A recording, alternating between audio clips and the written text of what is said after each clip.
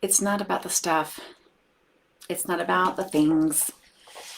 How you show gratitude is, and how you re-engage, the way you actually keep your clients, the team, vendors, your people being your people. There's three really, really great ways to do it. So we're going to talk about that. So I'm so glad you're here. Welcome. It is time to grab your Legend pack, crank that speaker to 11. Welcome to Legend. Yes, my eye, I have a burst blood vessel. Don't look at the other side. It's fine. I'm fine. Everything's okay. Let's talk about you. In business, they always tell you that keeping a client is easier, less expensive than getting a new one, right? Like that's what they tell you is re-engage them, keep them coming back. The same is true with team. I mean, it was true when I started in corporate 25 years ago. It's still true today. One of the biggest expenses is turnover. And that's true if it's a vendor, if it's a team member, if it's anything. One of the biggest things that we face as a hassle, as a time gut, as an energy drain, is trying to find the right people. That's clients. That's everybody you work with, everybody in your space. It's a new network, all of it. So how do you keep them engaged? How do you keep them coming back again and again and again, being super excited to be in your space, bringing people with them, loving you huge, and just soaking it all up?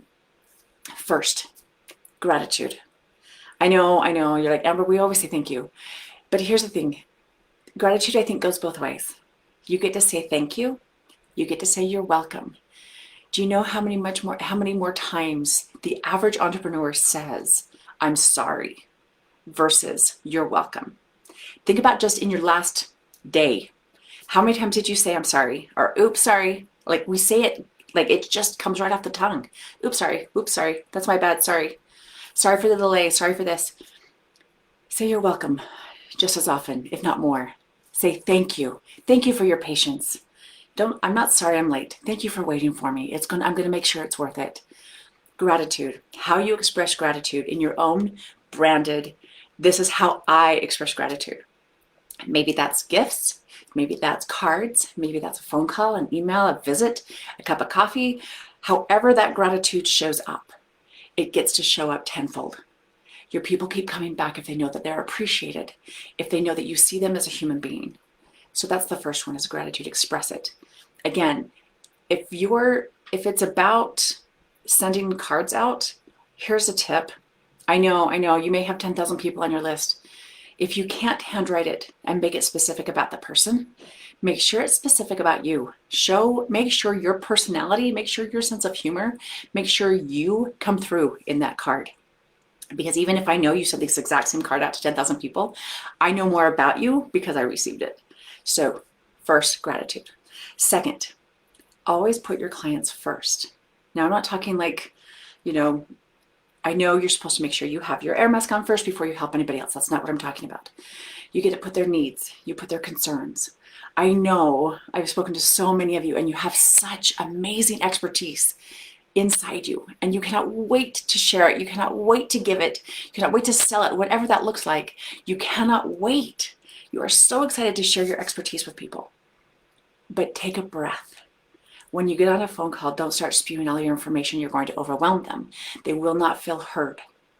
If you get on a phone call, take a deep breath and say, how are you? What can I do for you? What is causing you stress? What is causing you angst? I like to start all of my calls with celebration. What are we celebrating? What can I celebrate with you today? Because it sets the tone for a really positive, even if we start talking about nitty gritty, dirty stuff, we start with, I want to hear how fabulous everything is. I want to make sure you're celebrating the process, right? It's a very Legend thing to do.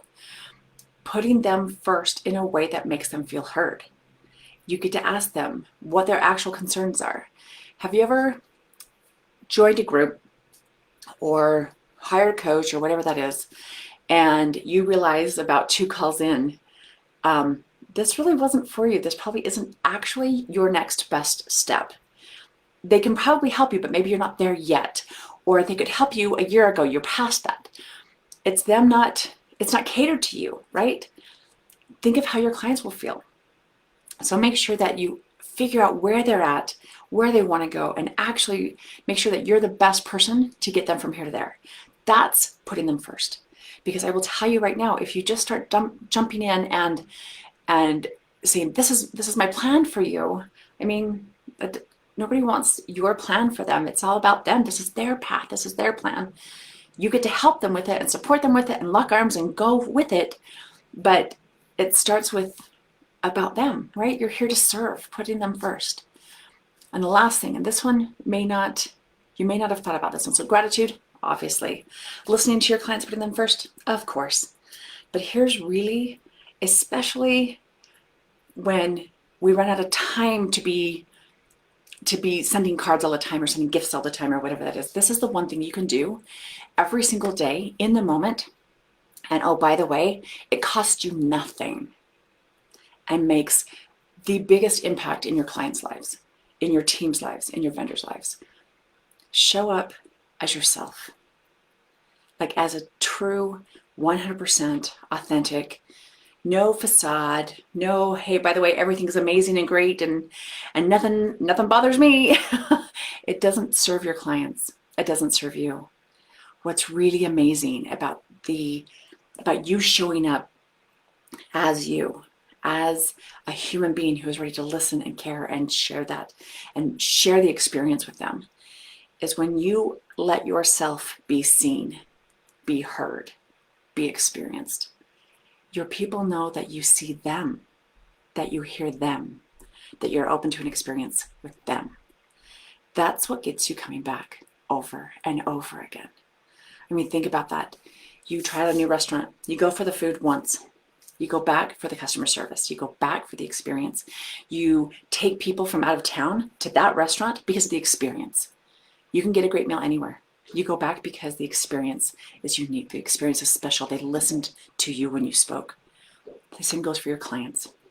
You want them to come back? Show up as you so they have someone to come back to. They can find products, services. I mean, there's so many things out there, so many resources. The reason they choose you again and again and again is because of you. So make sure you show up in full authenticity, listening to what they have to say. They will feel seen and heard when you allow yourself to be real with them. Same with the team. You cannot expect them to stay if they don't connect with you. Your vendors, your team, your clients, all of it. The number one way to keep your people engaged and take a single customer into a returning client who you have a relationship with, who the lifetime value of that client skyrockets, and it's incredibly rewarding for everyone involved. Show up as you. It's that simple. If you're not quite sure how to do that, we should have a conversation. If you're ready to do it in a group of people, we should definitely have a conversation. Drop the path to legend, drop me a little note below, and we'll have a talk about it. But it doesn't cost you anything to just show up as you in everything that you do consistently, authentically, be you. Until I get to see you again in person, stay safe, rock on.